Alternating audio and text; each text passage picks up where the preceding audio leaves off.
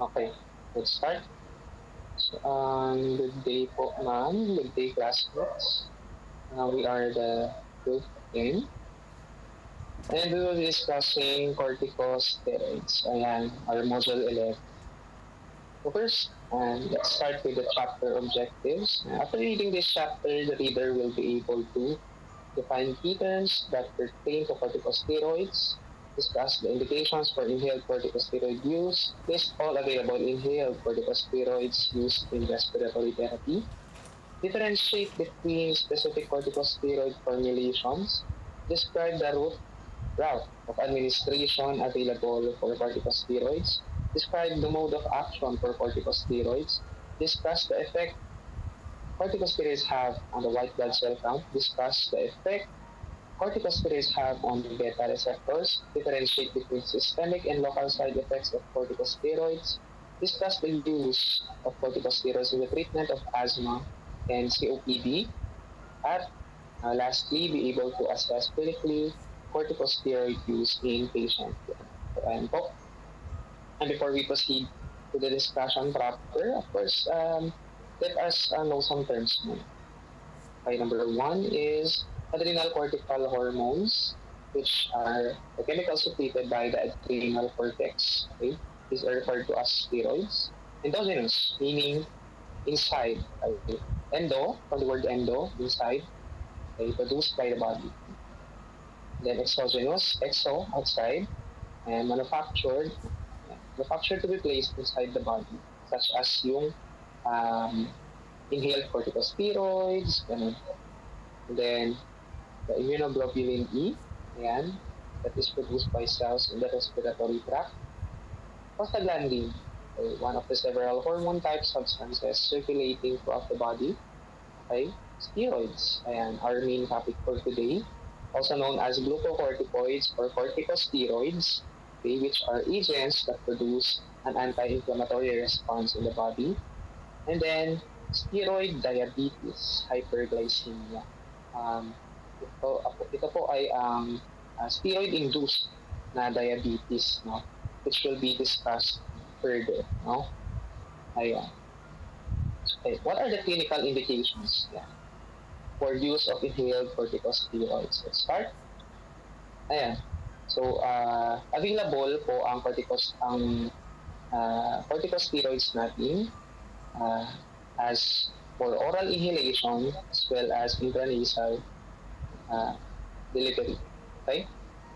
Ayan, so yung mga orally inhaled natin na corticosteroids, ayan, for maintenance, control therapy of chronic asthma, identified as requiring step 2 or care later. Okay, at the same time, recommended siya by ATS, or the American Thoracic Society, as well as the GOLD, or the Global Initiative for uh, COPD, or Chronic Obstructive Pulmonary Disease. So, ayan, i-highlight na lang natin. Ayan, maintenance and control therapy of asthma. Ayan, as well as for COPD, Chronic Obstructive Pulmonary Disease. Ayan po.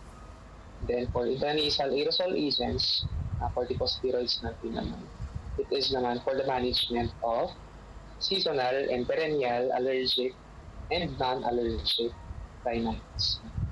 Then in here, yung table po ng um, corticosteroids available by aerosol for oral inhalation. Ayan po siya. Although, we would not dive deep na dito since um, much important yung knowing na lang um, yung other parts ng corticosteroids. No? So, ayan naman. Nice to know lang naman po ito. As well as this one, yung available naman po ito for intranasal delivery. Okay. You can pause na lang po the video to check for the table. Well, anyway, available naman po ito doon sa book natin sa routes. Then, yan, identification and source of aerosolized corticosteroids. Okay. So, saan ba kasi nanggagaling itong corticosteroids natin, di ba? Okay, so, mag-focus muna tayo dito sa figure. No? in here, yan, nakikita natin, labeled naman siya, di ba? So, ito, okay, that's the kidney. Again, up there, mayroong triangular structure, and that's what we call the suprarenal gland or the adrenal gland. Ngayon, this is further subdivided into two parts. Okay, what are these two parts? Yan, si cortex, as well as si medulla. Okay, medulla, okay, siya ay ang inner part. Okay, inner part, si cortex ang outer part. Ayan, si cortex as well as si medulla. So, dyan sa dalawang yan, sino nga ba ang nagproproduce ng corticosteroids natin, no? What produces the corticosteroids is the cortex. Yan po. Yung outer part ng suprarenal gland or the adrenal gland, okay, is produced by the cortex. Ayan. Then, next. Ayun, nagets naman siguro, di ba? And corticosteroids are a group of chemicals secreted by the adrenal cortex and are referred to as adrenal cortical hormones. And again, yun, composed of two parts, si adrenal gland, okay, yung triangular structure on top of the kidney, okay, at yung part na nagre-release ng corticosteroids natin ay ang cortex. Yes, the outer part. Okay? So next, what are the three types naman ng corticosteroids, okay, na nire-release ng adrenal cortex natin? We have glucocorticoids, mineralocorticoids, as well as our sex hormones. Mineralocorticoids, again, ayan, siya ang control ng blood pressure and maintains fluid volume and regulates sodium and potassium balance.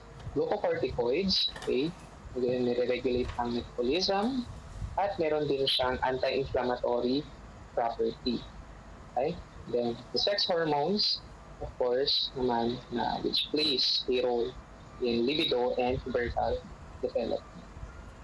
Okay, next, let's proceed to the physiology. So, ito yung medyo toxic na part na lesson natin for today. Okay, so, the physiology of endogenous corticosteroids involves a sequence of stimulation of the adrenal cortex to the hypothalamic pituitary adrenal axis, in which increased blood levels of corticosteroids inhibit the HPA, okay, and the adrenal cortex from further secretion. Well, introduction lang naman to, no? We will discuss it further. Malalaman natin kung ano nga ba itong HPA axis at bakit siya nasusuppress na sabi dito. Ayan siya, inhibit, or bakit siya na-inhibit the HPA, no? We will know further. Ayan. So, ano siya. Let's focus on this one. Okay? Dito sa figure natin. Ayan. So, number 1, and 3 steps lang naman ito. Okay. Physical stress. So, physical stress, that is our stimulation. Ito yung stimulation natin. Okay? At itong stimulation na to, okay, will excite now the hypothalamus. Ayan. The hypothalamus. Okay, yung excitation itong hypothalamus, okay, magkukos siya ng impulses and causes impulses to be sent to the area known as the median eminence. Okay? Magkakaroon ng impulses, okay, papunta sa median eminence. Okay, ito. Ito part yan. Okay, that's the median eminence. And then, yung impulses na yun, they will cause the median eminence to produce CRF. Okay, CRF. Sorry, CRF. Okay, or what we call the corticotropin releasing factor. Ayan. Okay, and then yung CRF na ito from the median eminence, okay, will travel through the portal vessel. Okay, magta-travel siya sa portal vessel papunta dito lang. Ngayon, let's go back sa neuroanatomy natin. Ano? pituitary gland, again, anong function niya? Diba? It releases and stores, or rather, it secretes and stores hormones, no? So, pituitary gland, pagpunta ni CRF dito, okay? Ayan siya, sabi dito. Masisirculate muna si CRF dito sa portal vessel, papunta sa pituitary gland, and then, ayan, specifically itong anterior pituitary gland, dyan pupunta si CRF kasi ang anterior pituitary gland ang nagre-release ng hormone. At ano kaya yung hormone na i-release niya? Okay? Pagpunta ni CRF dyan, okay, that will stimulate the pituitary gland to release ACTH, adrenocorticotropic hormone, or what we also call as corticotropin. Yeah. Okay. Ngayon, the release of ACTH. Okay.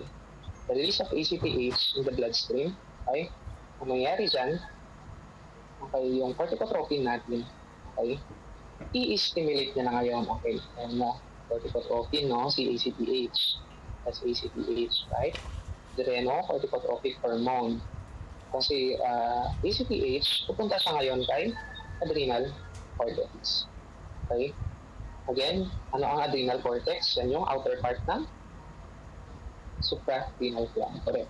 Okay, that's the outer part of the suprarenal gland which releases now after kapag nakapunta na dyan si adrenocorticotropic hormone and meron na si glucocorticoid. Okay, sabi dito, and ACTH in turn stimulates niya si adrenal cortex to secrete glucocorticoid such as cortisol. Ayan. Then, what happens after that? No? Ayan, ito yung mga effects ni glucocorticoid, diba? Yung release niya, dahil sa release niya, magkakaroon na gluconeogenesis, okay? Protein mobilization, fat mobilization, okay? Itong tatlo na to, okay?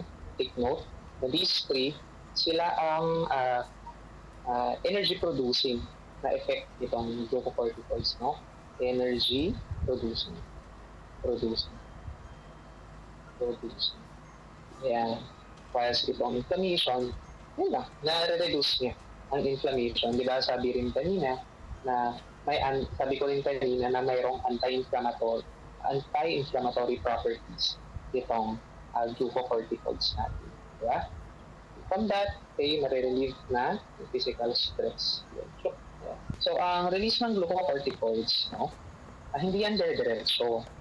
No, hindi lang yung basta release, no? It can also be stopped, ano? Once kasi na-reach, okay, ng concentration ng glucocorticoids yung threshold, no? Its release will be inhibited. Okay, mai-inhibit yan. Okay? Kumbaga, it's a feedback mechanism ng katawan. Ano?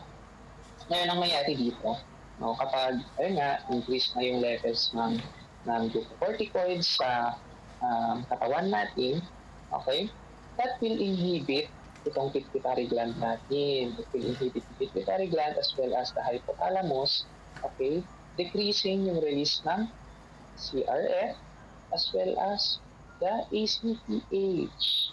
Okay, nade-decrease na yun yan. Okay, that will in turn decrease din yung release ng glucocorticoids. Kasi again, feedback mechanism kasi nga not healthy na, not good na ang too much na glucocorticoids. And I will discuss it later. So again, let's summarize na lang. So, stimulation, okay, will excite the hypothalamus. A stimulus will excite the hypothalamus. Okay, let's use a different colored pen. Ayan. Stimulation will excite the hypothalamus. Hypothalamus, okay, sends impulses or sends an impulse rather sa median eminence natin. Then, that will stimulate the median eminence to release CRF. Okay, median eminence releases CRF. Okay, dadaan siya sa portal vessel. Okay, papunta sa pituitary gland. And then, yung pagpunta niya doon, okay, will stimulate Now, the pituitary gland, in releasing naman itong ACTH natin. Okay, the pituitary gland will be stimulated to release adrenocorticotropic hormone at yung ACTH natin, okay, or our corticotropin will then travel to our adrenal cortex. Then the adrenal cortex will be stimulated to release now yung glucocorticoids. At kapag na-reach yung threshold, ano mangyayari? Magkakaroon ng inhibition from further release of our glucocorticoids. So again, ayan, gluconeogenesis, protein mobilization, and fat mobilization na for energy production as well. Tapos, number 4 is yung anti-inflammatory response. Okay. Or rather, yung anti-inflammatory effect. Okay? Ayan. And glucocorticoids in general, regulate metabolism of carbohydrates, fats, and proteins, generally to increase levels of glucose and for body energy. They can also cause lipolysis, the distribution of fat stores, and breakdown of protein stores. Ngayon, dahil dito sa effects niya, okay, dito din natin makikita yung mga side effects na pwedeng ma-cause ng glucocorticoids. So, breakdown ng proteins, ayan, metabolism of carbohydrates, fats, and proteins. Ayan, the breakdown of proteins, ayan, nagkakos siya ng muscle wasting. Ayan, muscle wasting. The breakdown of proteins for the use of amino acids, is responsible for muscle wasting. So, nagkakaroon ng atrophy. Okay? As well as, ayan nga, yung glucose metabolism, ini-increase na yung plasma glucose levels that can result to steroid diabetes. And diba, glucocorticoids na, diba? Ayan, so nagkakos din siya ng steroid diabetes. Kaya nga, too much is not good. Sabi ko nga kanina, diba? Ayan. So, let us proceed na. Ayan, medyo i-discuss pa natin yung suppression, yung inhibition. Kaya yung inhibition na diniscuss natin kanina, no? So, ang katawan kasi natin, no, hindi niya kasi ma-distinguish yung endogenous na corticosteroids from exogenous na corticosteroids. Endogenous, napaproduce ng katawan, exogenous, yung galing sa outside pa, yung na-administer, no? Ngayon, hindi niya ma-distinguish kasi hindi niya kayang sabihin na, ay, ito, galing lang to sa galing to sa labas. Ay, ito, galing sa ako ang nag-produce nito, gano'n. He cannot tell, okay, or the body cannot tell, no? Ngayon, so, that means yung administration ng corticosteroids, no, increases yung concentration nito sa katawan natin. Di ba, kapag nag-increase nag-increase yung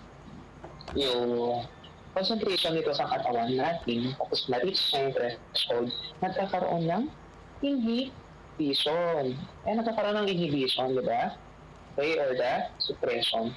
Okay, HPA suppression, nagkakaroon ng suppression ng ini-inhibit na ngayon yung more release ng corticosteroids by the body. And this inhibition is referred to as HPA suppression or specifically adrenal suppression. Okay? Yan. I-inhibit niya yung hypothalamus as well as pituitary glands. Okay, which in turn, ayun nga, reduce yung release ng CRF as well as ACTH. Okay? Na magre-reduce release ng glucocorticoids by the adrenal cortex. Yan. So, ito, for example, okay, si patient, okay, we have a patient ngayon na we are giving oral corticosteroids to. Diba? Binibigyan natin siya ng oral corticosteroids. Dahil oral, okay, malaki ang systemic effect niya. Okay? So, therefore, kung gusto mo siyang malaki yung systemic effect. So, marami yung concentration sa katawan. Kasi malaki yung systemic effect, di ba? Okay. So ngayon, kailangan, let's say for example, kailangan natin siyang tanggalin doon sa administration, di ba? Or doon sa doon sa treatment natin sa kanya, sa therapy natin sa kanya. We need to remove him or her from that. Ngayon, hindi kasi natin pwedeng abruptly, yung biglaan lang natin natatanggalin from yung treatment na yun sa oral administration ng corticosteroids. Bakit? Bakit kaya? Ha? Ang dahilan, okay, kasi nga, since kapag nag-administer ka, malaki yung systemic effect. O, ngayon, most likely, no, kapag dire-diretso na, of course, na administration din sa pasyente, okay, magkakaroon ng adrenal suppression, ng HPA suppression. Diba?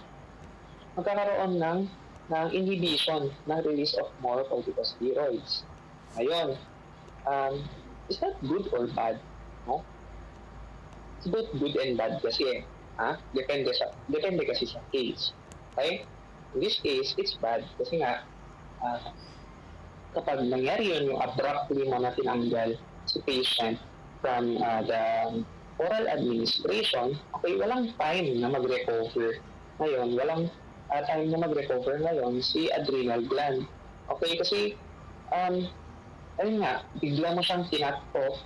So, kumbaga, yung nung na-reach nung corticosteroid concentration, yung threshold, no, para ma-inhibit yung para ma-inhibit yung release of more, nangyari, kumbaga parang pinatulog mo si adrenal gland mo, si adrenal cortex mo, pinatulog mo siya. So, hindi na siya nag-release. Ngayon, tinanggal mo si patient agad doon sa oral corticosteroid, no? Administration ng oral corticosteroid. Nangyari ngayon, okay, that will result to adrenal insufficiency. Okay, ano ba itong adrenal insufficiency na to? Itong adrenal insufficiency na to kasi, okay, it can cause, ngayon, it can cause kasi weakness, yan, low blood pressure, etc., etc.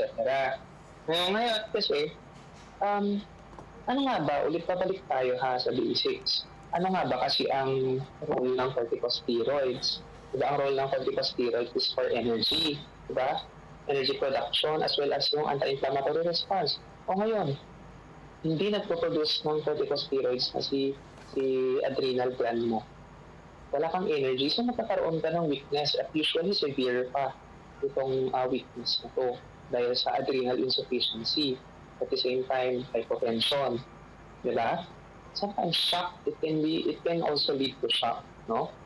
So, dapat hindi abrupt, okay?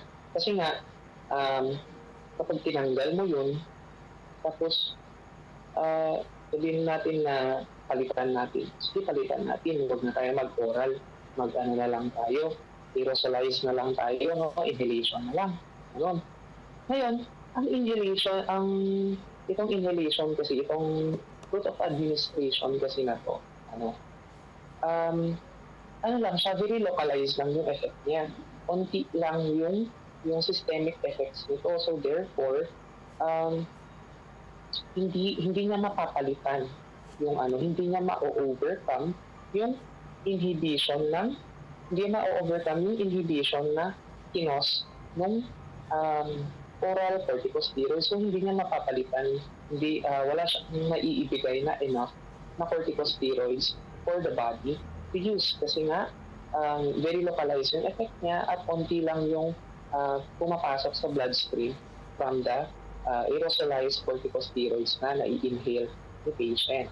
So therefore, ang dapat natin gawin, okay, iti-taper off natin si patient.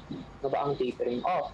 Okay, when we taper off a patient, no, dahan-dahan natin tatanggalin yung oral corticosteroids at kasabay na rin yung delivery na dapat ng aerosolized na corticosteroids. So, aerosolized corticosteroids plus yung oral corticosteroids, okay, ayun siya.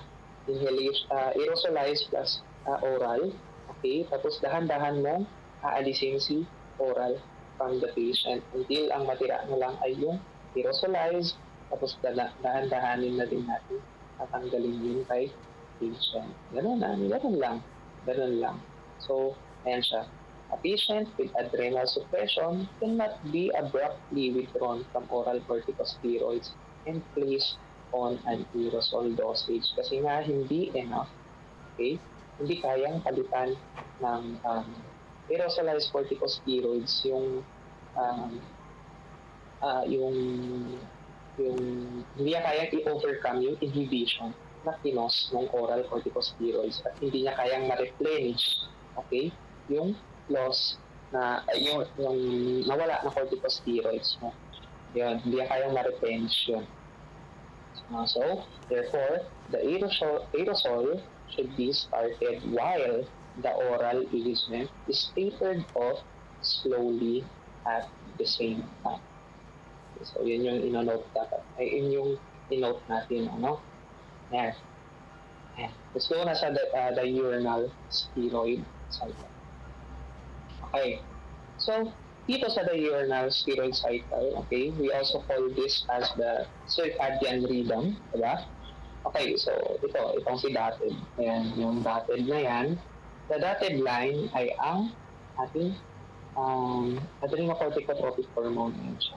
Dotted line. Okay? Kasi cortisol naman, ang solid line natin. This is cortisol. Okay. Palitan natin yung kulay ng pen ko. Okay. Ayan, si dotted line. Ayan.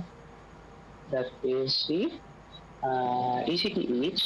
While ito naman, this one is ang ating cortisol. Okay? Yung solid line. So, ano nga ba itong diurnal steroid cycle natin, ano? Okay. So, as you see here, plasma levels natin. So, pinapakita lang nitong figure na to yung levels natin, okay, during the daytime and the nighttime, no? So, during the daytime, no, highest itong concentration ng cortisol natin as well as the ACTH. Okay, ayan siya. 8 a.m. 8 a.m. Sabi nga. Ayan siya, 8 a.m. It's the highest. Nasa peak siya. At dahil nasa peak siya, okay, inhibited na ngayon ang release for more. Diba? Kasi again, pag na-reach yung threshold, nagsastop na, nai-inhibit na, nagkakaroon ng adrenal or HPA suppression. Diba? Yan. And then, as the night time comes, okay, gradually na nagde-decrease itong cortisol natin, pati ang ACTH natin. Okay? In the night time, ayan, dahil at the lowest na siya, nangyari, nai-stimulate na ulit ang release for more corticosteroids. Ayan. So, in the morning, inhibited kasi na-reach yung threshold, nandun sa peak, mataas ang concentration. Okay, nighttime, baba ang concentration, stimulated ang release for more corticosteroids. And again, energy, di ba? Energy producing ang corticosteroid. So, yun, in the morning, that explains why na kapag sa morning, ang taas ng energy natin at sa nighttime, inaantok na tayo, ganun. Okay, na-gets nyo yun? No, low, high concentration of corticosteroids as well as ACTH, okay, is equal to high energy. Whilst ang low corticosteroids as well as ACTH is equal to low energy. Okay? So, ayun ang diurnal steroid cycle. So, let's give an example. Okay. Let's say, yung boss mo, diba? Usually, nagtatrabaho ka na, professional ka na, okay, RP ka na. Ang shift mo usually ay morning. Okay, morning shift ka. Tapos, si supervisor mo, okay, sinabi na, ay, puti ba, ang palitan mo, i-cover mo yung shift nitong, nag-absent mong friend, gano'n. Okay, night shift ka. Diba? Ngayon, nahihirapan ka mag-adapt. O, nahihirapan ka mag-adapt, no? Kasi nasanay ka sa day shift, di ba? So, pagkapasok mo pa lang, o let's say 8 p.m. yung pasok mo ng night shift.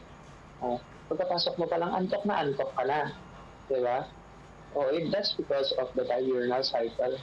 Tapos, kahit pagod ka na after ng shift mo, tinatry mo matulog, o 12-hour shift ko ha. So, from 8 p.m. to 8 a.m. O, ngayon, pagka-uwi mo, tinatry mo matulog kasi pagod ka na. Pero hindi ka makatulog kasi ang taas ng corticosteroid mo. Ayan sa morning, di ba? Ayan siya ang taas ng corticosteroid mo. At yun yung dahilan kung bakit hindi ka makatulog. So that's the diurnal cycle. Okay? Okay, then, ayan, the alternate steroid therapy.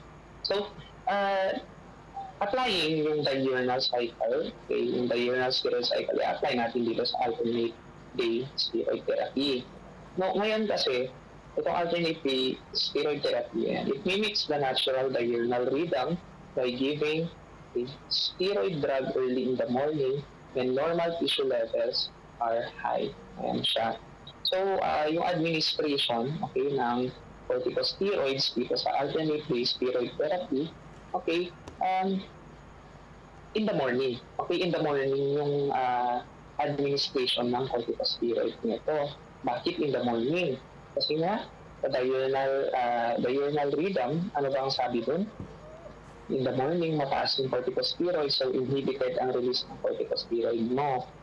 Ngayon, isasabay mo na yung administration dun, okay, para ma-lessen yung side effects.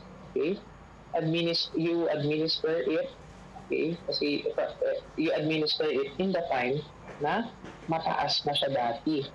So, kahit na mas mataas, dahil nag-administer ka nga, mas tataas yung concentration, yung body concentration ng corticosteroids. Pero, inhibited naman na dati ang release of more corticosteroids, so wala nang problema. Okay? At dahil dun sa ginawa mo yun, okay, tissue side effects are minimized. Ayan, nami-minimize yung tissue side effects. Ayan.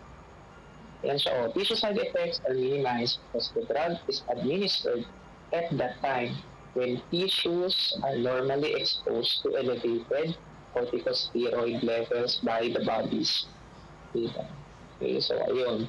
Dahil doon isinabay mo sa mataas yung pag-administer mo ng corticosteroids, walang problema. Okay? Hindi mo magugulo yung rhythm, yung natural diurnal rhythm ng kawan. Okay? So, alternate day steroid therapy. Use of an intermediate acting corticosteroid drug with a duration of 12 to 36 hours allow drug therapy to be restricted to alternate days. Ayan siya. So, kumbaga, parang day 1, mag-administer ka when using itong intermediate acting corticosteroid drug. Yan. Ito ang talagang effective for the alternate day steroid therapy. Kasi mahaba yung effect niya. So, day 1, mag-administer ka ng corticosteroid, and then day 2, i-skip mo siya, okay, to allow the body to recover, to allow the adrenal gland to recover para bumalik sa dati muna. Okay, and then the third day, yun, mag-ano ka na naman, administer ka naman, then the fourth day, wala, and so on and so forth. So, ganun ang alternate day steroid therapy. Ayun. So, proceed to aerosolized corticosteroids that will be discussed by Ms. Nafida.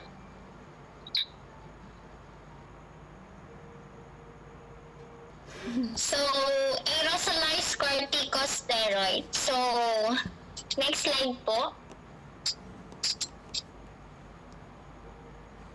So, these are the common corticosteroids. So, we have hydrocortisone, cortisone, prednisone, prednisolone, and methylprednisolone.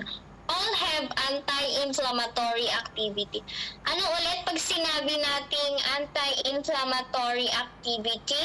It reduces inflammation. So these are the limitations of systemic corticosteroids. Systemic use can cause undesirable side effects. May side effects. These effects limit long-term use in asthma, COPD, and lung inflammation. Next slide po.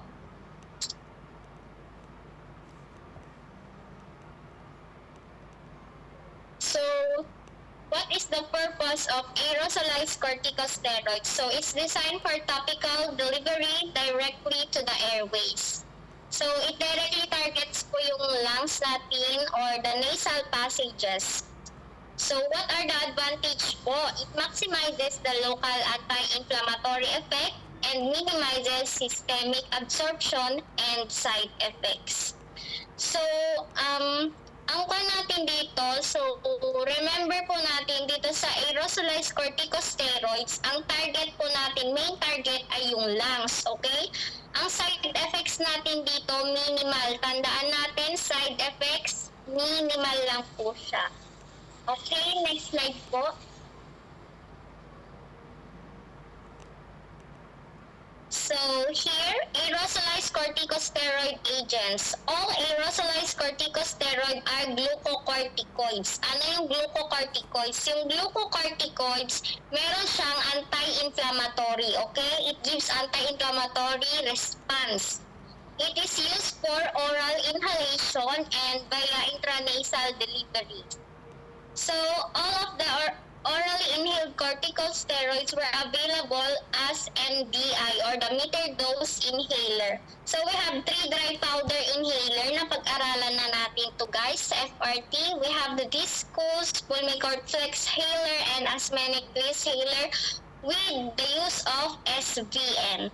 So all MDI formulations po, gumagamit po tayo ng hydrofluoroalkane propellant. Why? Kasi yung HFA, it's very safe sa environment. Hindi natin nasisira yung environment. So, meron tayo dito, sabi niya, Asthmacort. Ano ba tong Asthmacort na to?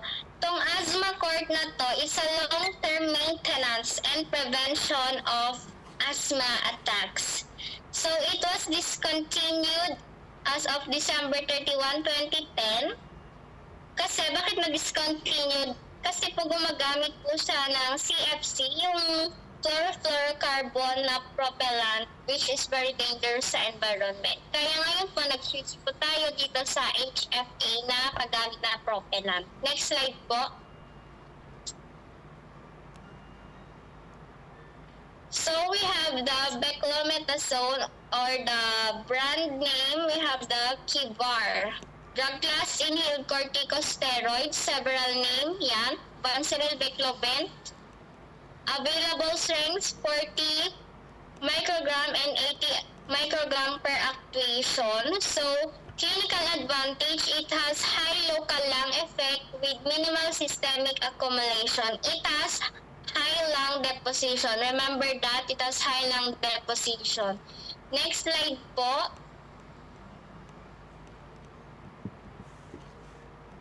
So, we have the budenoside drug. Ano bang brand example nito? Pulmicort, drug class, inhaled corticosteroids. Formulation, we have the DPI in and via inhalation solution. So, the lung metabolism is minimal. Systemic absorption, 70% of inhaled dose reaches the circulation. So, ang advantage nito is effective anti-inflammatory action with relatively lower adrenal suppression. Also, take note guys, itong budenoside, it's also good for nebulizer option. Bakit ko sinabi na it's good for nebulizer option? Because it acts as highly potent. It reduces the airway inflammation and it can be administered to patients who cannot use those traditional inhalers. That's why budenoside is a nebulizer option. Next slide po. Next, we have the drug fluticasone. Brand example, we have the Flovent. What is this? Formulation MDI via MDI DPI. It is very weak HPA axis inhibitory activity. Meron din po siyang anti-inflammatory potency of 91 and HPA inhibitory of 1.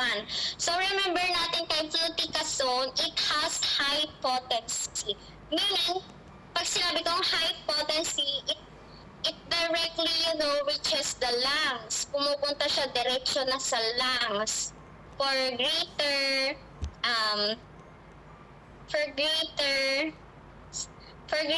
dilation po ng ating airway. Okay, next slide po. Next, we have the mometasone. So, brand example is the Asmanex. Dosing frequency natin dito, once daily possible. Bakit? Yung once daily na yan, it can improve na the treatment. It can give na anti-inflammatory response. Age approval, approved for use in patient greater than 2 4 years old. Pwede na po yan ibigay sa mga batang pataas na 4 years old. Flexible dosing with effective asthma control and improved compliance. Next slide po.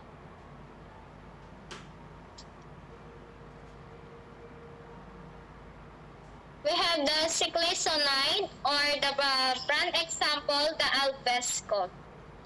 So it is also an inhaled corticosteroid. So ang advantage nito, it's a prodrug. Bakit ko nasabi na prodrug? It reduces your oropharyngeal exposure. So, less po yung oral candidiasis. It's labeled for twice daily use or can be once daily dosing. Next slide po.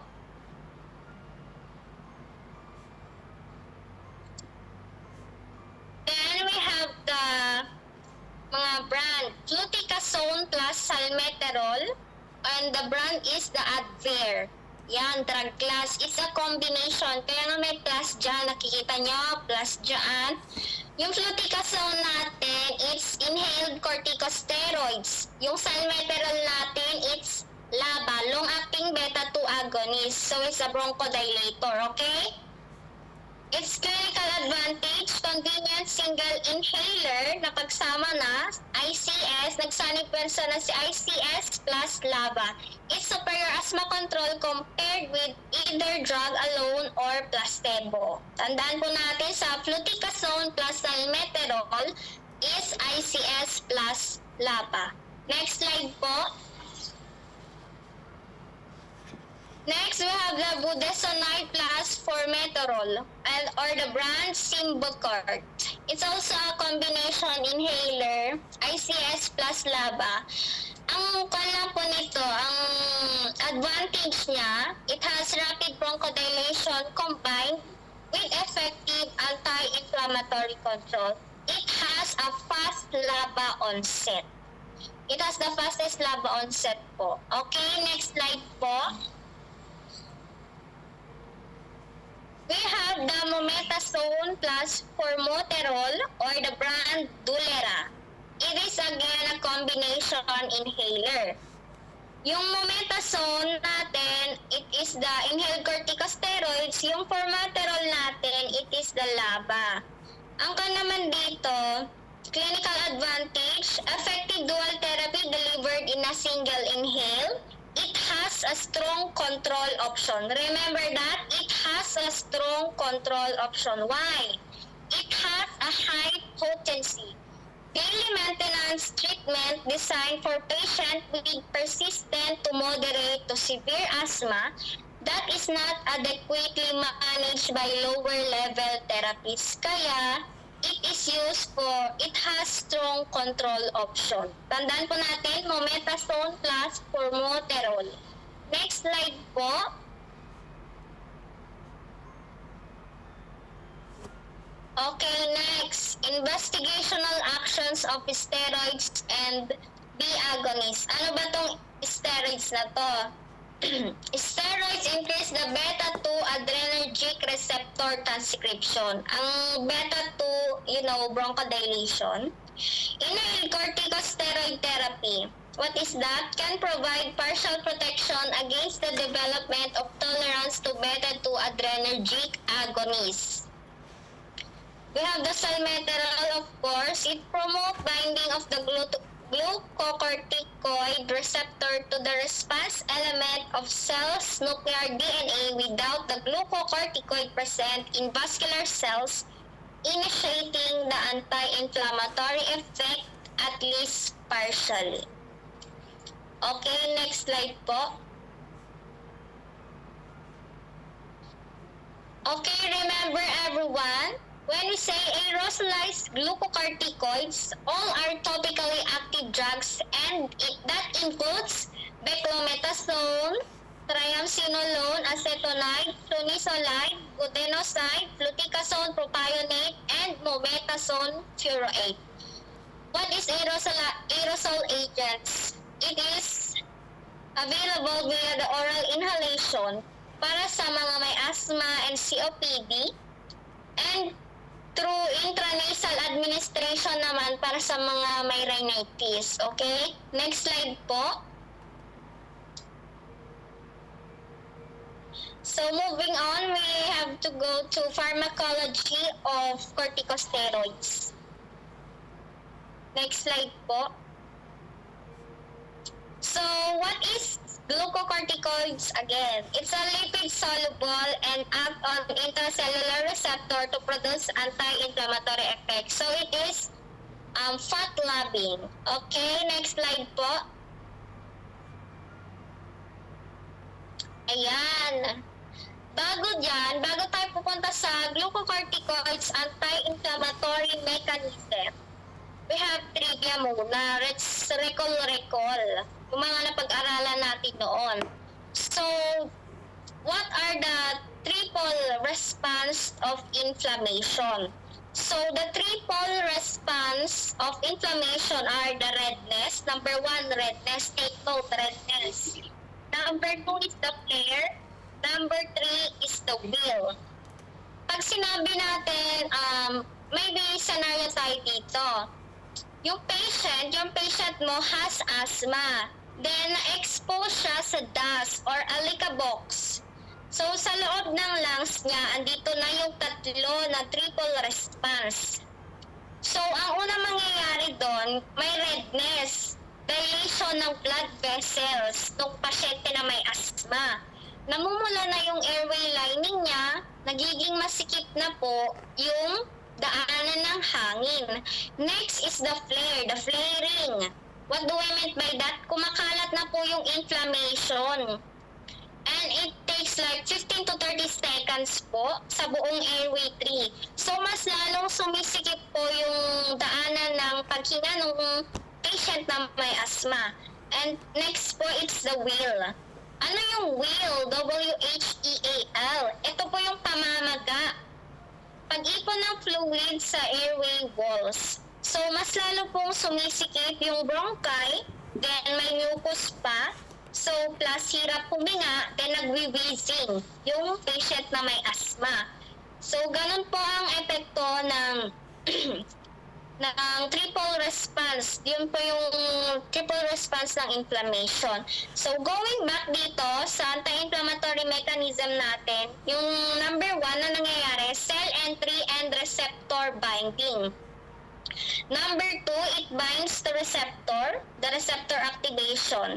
Then, it will enter the nucleus. Then, number 3, it will then control the gene. So, di ba, it will control the gene. And then, it will then control na yung gene expression. Next is, number 4, inhibition of the arachidonic acid pathway. Next slide po. Yung number 5 natin, di ba, nandun na siya, na-control na yung gene expression. Ito-turn on na niya yung mga anti-inflammatory natin. Ano ba yung mga anti-inflammatory natin? Yung lipocortin, B2 receptor, yung beta receptor, and then ite-turn off niya naman yung mga anti-inflammatory genes natin. Ano yung mga yon? We have the cytokines, the tumor necrosis factor, we have the prostaglandins, the leukotrienes. Okay? So, what is the overall anti-inflammatory effect naman nito? It increases the anti-inflammatory gene expression, then it decreases the pro-inflammatory gene expression. So, ang magiging effect nito sa ating airway, of course, it decreases the airway inflammation. It also decreases the mucus production, take note of that. And it also decreases hyperresponsiveness, and it also decreases the mucus edema. Next slide po. So, what is the effect on white blood cell count naman po? Number 1, it's constriction of microvascular to reduce leakage of cells and fluids into inflammatory sites. Iko-constrict niya dyan. Anong constrict? Narrow. To reduce yung leakage para hindi na pupunta doon yung mga leakage. Yung number 2 naman natin is neutrophil demargination. So, glucocorticoids cause demargination of neutrophils. So, the neutrophils will move from storage sites into the bloodstream. So, it results in increased circulating neutrophil count. Dadami yung neutrophil. Overall, so third, it's overall increase in white blood cell count. Bakit nag-increase yung white blood cell count? Kasi nga, yung neutrophil, nag-demargination na sila, girl. The patients on glucocorticoids may show leukocytosis. Pag sinabi po natin leukocytosis, it's elevated white blood cell count. Okay? Tandaan po natin yan. Next slide po.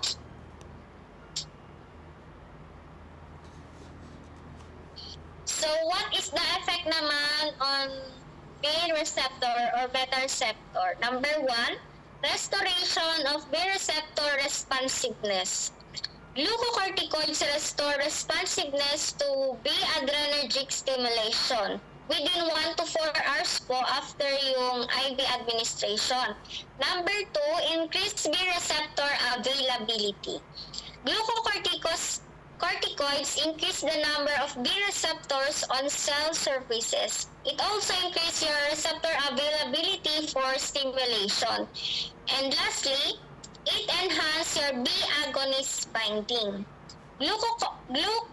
Glucocorticoids increase receptor affinity for B agonists. So, it improves na po yung bronchodilator response. Okay? Next slide po.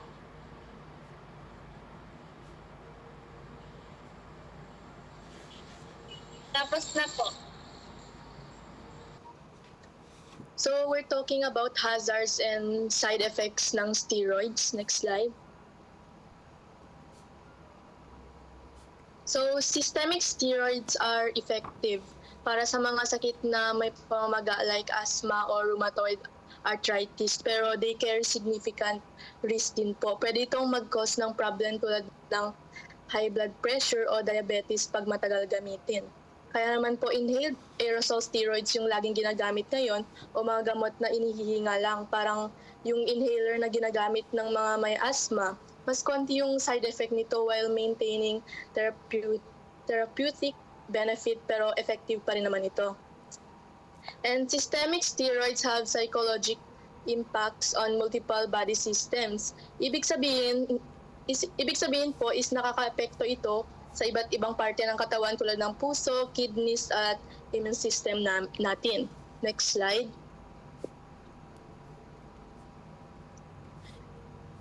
So, the side effects seen with systemic administration of corticosteroids o mga epekto ng mga steroids na binibigay sa buong katawan. Meron pong maraming uri ng side effects dito like hypothalamic pituitary adrenal suppression. Ibig sabihin po, ihina yung kaya ng katawan natin na gumawa ng sarili nating cortisol. And immunosuppression din po. Ibig sabihin, mas madali tayong dapuan ng sakit parang bacteria, virus o fungal infections. May pa-psychiatric reactions pa po tulad ng pagiging moody o pagkakaroon ng anxiety. Pwede rin po magkaroon ng cataracts, mababago po yung paningin, parang may kalawang sa mata, and myopathy of skeletal muscle naman po. Yung mga muscles natin is pwedeng manghina. Isa pa pong common side effects is osteoporosis. Maninipis po yung buto natin, kaya mas madaling mabali. And peptic ulcer din po, pwedeng magkaroon ng sugat sa tiyan o bituka. Fluid retention naman po, magkakaroon po tayo ng pamamaga pamamaga ng muka o paa natin. Dahil dito, pwede ring tumaas yung pressure o dugo or hypertension. Minsan naman po is tataas din po yung bilang ng white blood cells natin. May dermatologic changes pa tulad ng pagbabago ng kulay ng balat. And sa mga bata naman po, pwede magkaroon ng growth restriction. Hihina yung paglaki nila, and syempre increased glucose levels po. Pwede po itong magdulot ng diabetes. Next slides. Para man po mas maintindihan natin, ito po yung systemic side effect na mas detailed.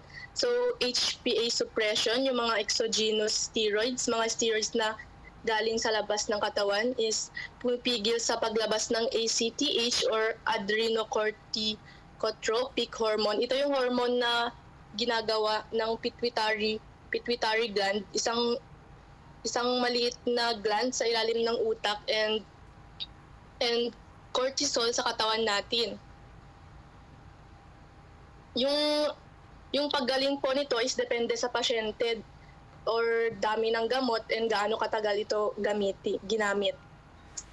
Immunosuppression, mas mataas po yung panganib na magkaroon ng bacteria, viral o fungal infections.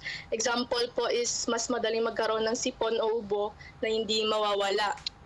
And metabolic effects, may hyperglycemia po and sodium retention. Magkakaroon ng pamamaga o puffy appearance, parang namamaga yung muka o mga braso, ganun. And growth impact. Sa mga bata naman po, pwede itong magdulot ng slowed bone growth o panghina ng paglaki ng buto, o epiphyseal maturation. Hihinto po yung paglaki ng mga buto nila. Next slide. So, inhaled aerosol steroids, like yung mga inhaler na ginagamit para sa asthma.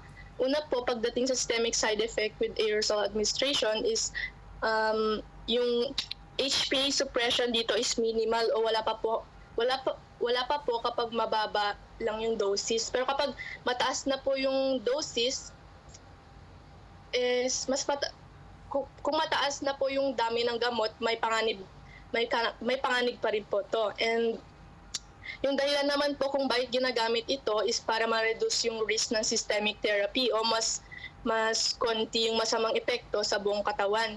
Habang tinututok nito yung mga respiratory tissues tulad ng baga and bronchial tubes. Pero syempre po, hindi ibig sabihin na walang panganib. Mayroon din po itong potential hazards of inhaled steroids, lalo na sa systemic level. Next slide. So, adrenal insufficiency, panghina po ng kakayahan ng adrenal glands. Ang kakayahan ng adrenal glands na gumawa ng cortisol. And extrapulmonary allergy, hindi lang po sa baga pwede magkaroon ng allergy, kundi pati na rin po sa iba't ibang parte ng katawan. And acute asthma, minsan po is pwede pong lumala yung pag-atake ng asthma kung hindi tama yung paggamit. And HPA suppression, parang dati nating binanggit, minimal lang po ito, pero depende pa rin po sa dami ng gamot. And growth restriction, para naman sa mga bata po, pwede itong magdulot ng panghina o paglaki, pero depende pa rin po ito sa dami ng gamot na ginagamit. Next slide. So, local o topical hazards ng inhaled steroids na nangyayari lang sa katawan kung saan direkta na pupunta yung gamot. First is oropharyngeal fungal infections. Ibig sabihin po is maaring magkaroon ng fungal infection sa bibig o lalamunan, parang yung trash may puting patches sa dila o sa gilagid. And dysphonia, magbabago po yung boses natin, magiging raspy o mahina ito yung manghihina yung boses natin. And cough or bronchoconstriction, maaring magdulot ng ubo o paghigpit ng airway natin, lalo na po kung hindi tama yung paggamit ng inhaler. And incorrect MDI use. Yung MDI po or metered dose inhaler o metered dose inhaler is kung hindi po tama yung paraan ng paggamit nito, maaring hindi sapat yung dami ng gamot na nakakarating sa baga. Next slide.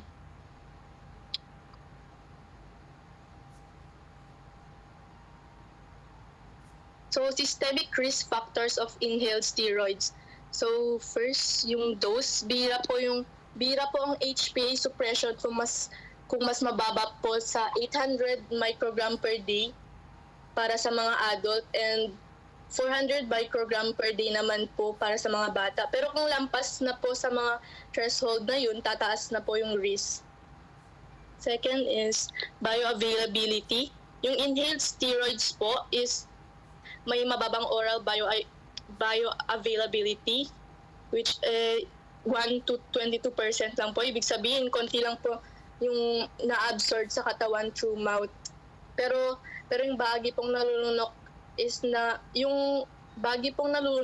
nagko-contribute pa rin po ng systemic exposure o epekto sa katawan. So, device use. Kung gagamitin po ang MDI kasama ng reserva or spacer, makakabawas po ito sa pagsip-sip ng gamot o sa mouth and throat, and bababa po yung systemic risk. Next slide. So, merong iba't ibang uri ng corticosteroids at iba-iba rin po yung bioavailability nito. First is yung baclometasone dipropionate. Mas mababa sa 2% kapag inumin and approximately 20% kapag inhaled. Tapos triamcinolone acetonide and 22% sa oral and 21% naman kapag inhaled. Budesonide 11% sa oral and 25% naman kapag ini-inhale. Fluticasone propionate naman is mas mababa sa 1% sa oral and 20% naman kapag inhaled. And desiclesonide naman mas mababa sa 1% sa oral and 31% sa inhaled. Mometasone naman furoate mas mababa sa 1% sa oral and 19% sa inhaled. So these figures represents 100% oral dose at para sa inhaled dose naman 20% of inhaled dose reaches the lungs na na-absorb ng katawan. Next slide. So these are the local side effects of inhaled steroids. First is oropharyngeal fungal infections. This is caused by fungi tulad ng Candida albicans or Aspergillus niger. Iba ito sa mga bacteria o virus and kadalasan is nagdudulot ng pangati or puting patches sa lalamunan or bibig. And para maiwasan po ito is gumamit ng spacer sa inhaler and magmumog ng tubig pagkatapos gumamit ng gamot. And second is dysphonia. Ito po yung pagiging raspy ulit ng voice. And para mabawasan po ito is gamitin din yung spacer and magmumog ulit pagkatapos gamitin. Next slide. So third is cough or bronchoconstriction. Ito po yung paminsan-minsang reaction sa inhaled steroid na pwedeng magdulot ng ubo o paghihigpit ng airway. So mababawasan ulit yung panganib nito kung tama yung paraan ng paggamit ng inhaler or device. And incorrect use of meter dose inhaler. Kung hindi po tama yung paggamit nito, pwede kang magkaroon ng inadequate dosing, hindi sapat yung dami ng gamot kaya hindi siya effective, or excess systemic exposure. Mas maraming gamot yung na-absorb ng katawan kaya tataas yung panganib ng mga side effects. And yun lang po. Next slide.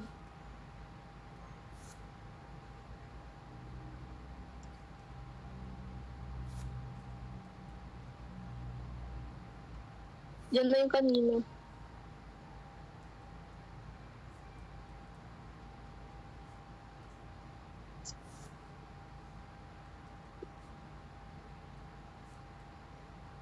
Okay na.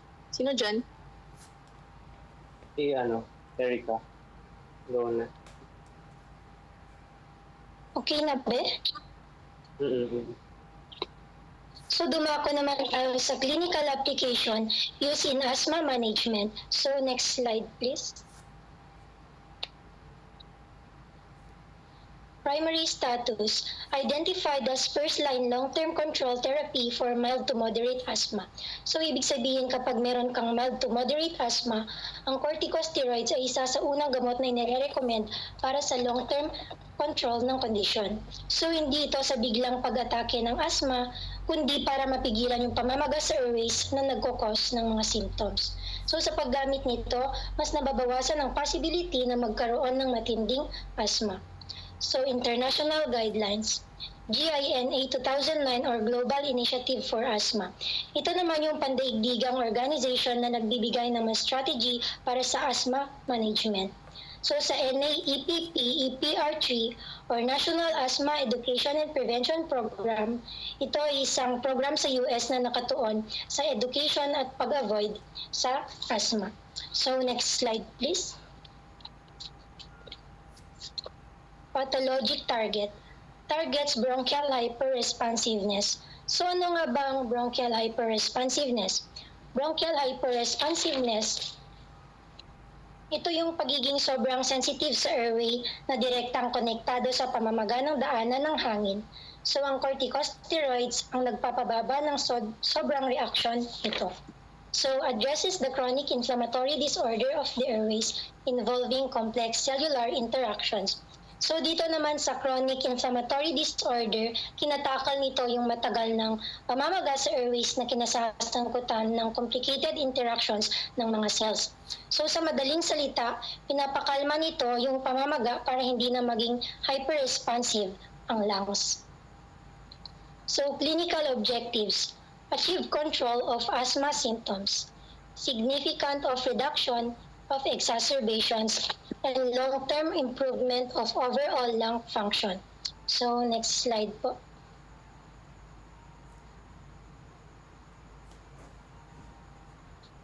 So, principles of inhaled corticosteroid therapy. So, ito yung pinaka-effective way of using corticosteroids for lungs. So, general efficacy, the most effective long-term therapy for mild, moderate, or severe persistent asthma. So, may dalawang dosing, yun ay ang initial approach. Start with a high enough dose to gain rapid control of airway tissue. Step-down therapy, systematic reduction of dose once control is achieved to find the lowest effective level. So sa step-down therapy, ito yung para ma-avoid mo yung side effects at masana yung katawan sa pinaka-minimal na maintenance dose. So dose escalation, doubling of the current dose is indicated if peak expiratory flow rates declined by 25% to 30%. So ang goal nito is to avoid the necessity of systemic oral steroid burst. So ang oral steroids ay mas maraming side effects compared dun sa inhaled corticosteroids. Kaya mas maganda if maiwasan natin yung paggamit nito. So next slide please.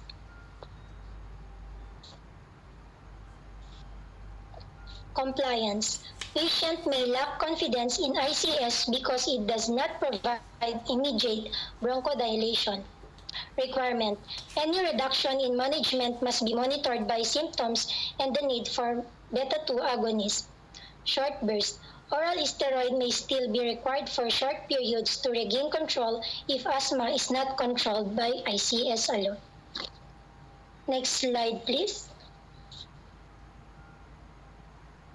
Early use of corticosteroid in asthma.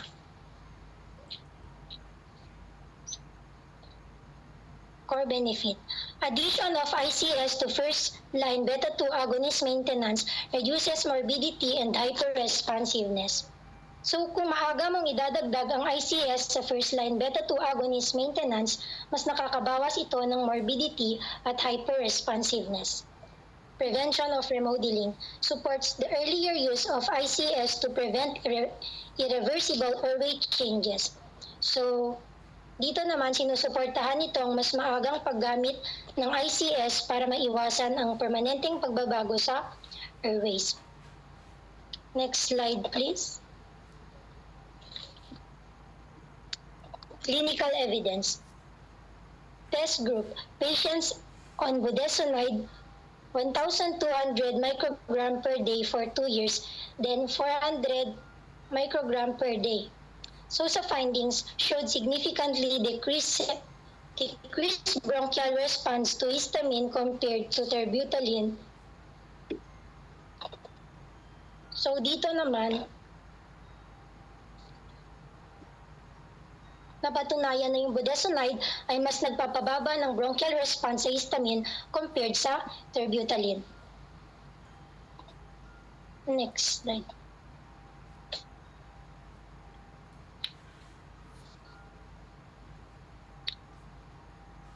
Optimal therapeutic range.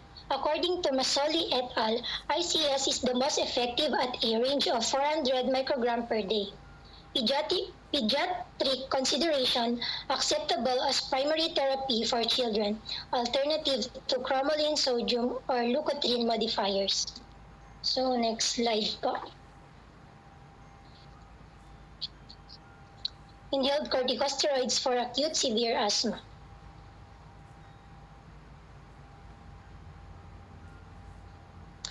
Generally not considered for acute asthma treatment due to lack of immediate bronchodilator effect. Dito, hindi na gaanong ginagamit ang ICS sa acute asthma attacks dati kasi hindi na agad nakakaluwag ng paghinga. So, clinical research by Rodrigo and Rodrigo study. Method, high-dose flunisolide added to albuterol via MDI with a spacer. Dosage, 4 puffs, 250 microgram per actuation, administered every 10 minutes. So sa total dose, cumulative dose of 6 mg of flunisolide per hour for 3 hours. Outcome resulted in significantly better lung function at 19 minutes compared to using albuterol alone. So sa clinical recommendation, contraindications for using ICS in acute severe asthma may need to be reconsidered based on improved pulmonary functions. So dito, dahil sa magandang resulta, pwedeng pag-isipan ulit kung dapat pa ring iwasan ang ICS sa acute severe asthma. So next slide po.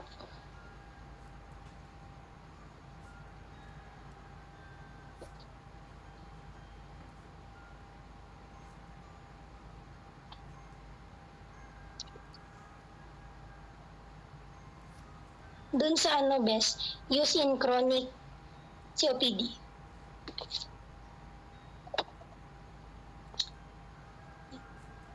So, ang primary focus nito is glucocorticoid are useful in COPD for long-term results, especially in relieving symptoms and exacerbation. Dito ginagamit yung glucocorticoids sa COPD para sa pangmatagalang relief ng symptoms at para maiwasan yung malalang pag-atake ng asthma.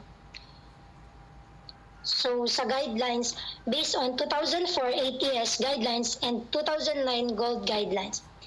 So sa inflammatory profile, dito naman yung COPD, mas marami ang neutrophils. Samantalang sa asthma naman, mas marami yung eosinophils. So, next slide po.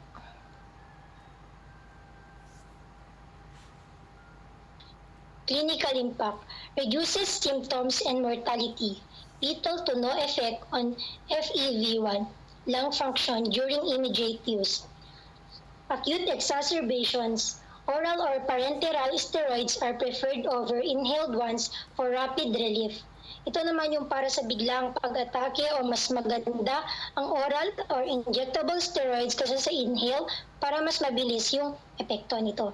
So sa research insight, 2 mg of liquid nebulized budesonide showed similar results to 30 mg of oral prednisolone but with a better safety profile. So lumabas sa research ng nebulized budesonide ay kasing effective ng oral prednisone pero mas ligtas gamitin ang nebulized budesonide. So next slide please. Ang malapit awan susi niya. Susi dura ba? Ang ko yung bagay.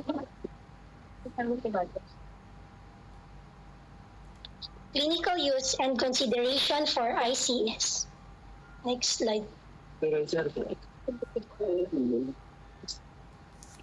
Oral steroid replacement. High dose inhale. Sandal po mo sa atin ng 100. Yan kuha mo. Pagkain na natin to. Oo, di ba ako pa yun pe. 100 ko kita eh. Bakit nga? Usaran na ka ng kalawa. Iwala daw naman.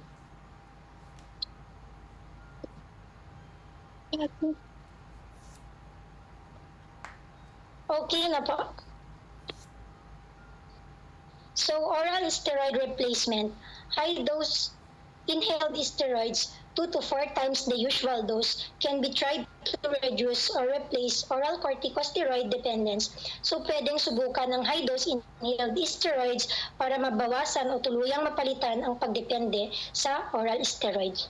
So, sa side effect threshold, risk of systemic effects to increase with inhaled doses greater than 1 mg per day. So, kapag mas mataas sa 1 mg per day ang inhaled dose, mas tumataas yung risk ng side effects sa buong katawan natin. So, sa delivery optimization, use a reservoir device holding chamber is preferred. So, dito, mas maganda gumamit ng spacer para mas efficient yung pag-deliver ng gamot. Next slide po.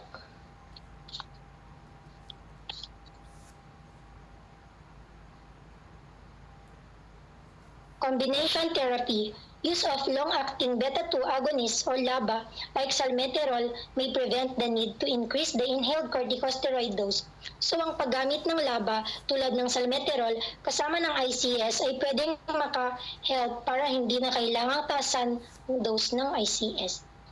So sa patient's compliance naman, often poor in both asthma and COPD, moving to once-a-day dosing may help improve adherence. So madalas, hindi consistent ang pasyente sa paggamit ng gamot sa asthma at COPD. So pwede makatulong ang once-a-day dosing para mas masunod nila yung mga gamutan. So next slide po.